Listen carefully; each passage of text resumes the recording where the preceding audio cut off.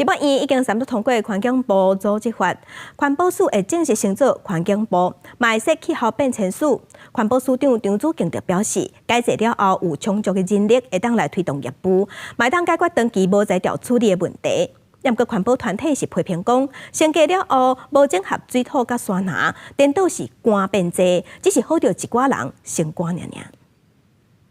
环境部气候变迁署组织法制定通过。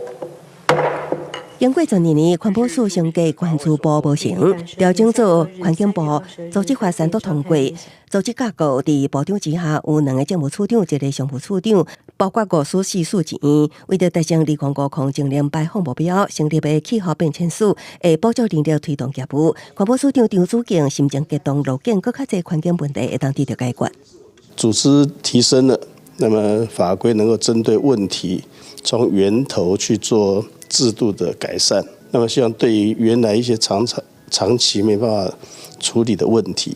能够在这个时候能够得到一个比较有效的解决。升格环境部有望予外界批评原地升格，时代力量立委单招华新市认为应该正名做环保部，未少声音认为环境应该包括山林水土地理。不过这摆升格由于无法度整合相关单位，环团代表认为无有前瞻性，恐惊往前行只有真输。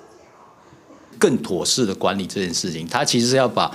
台湾的山林水土资源做一个整合性的，包括部会组织都应该要整合起来。但是现在没有，有啦，有人事跨出去了啦，很多的署长啦，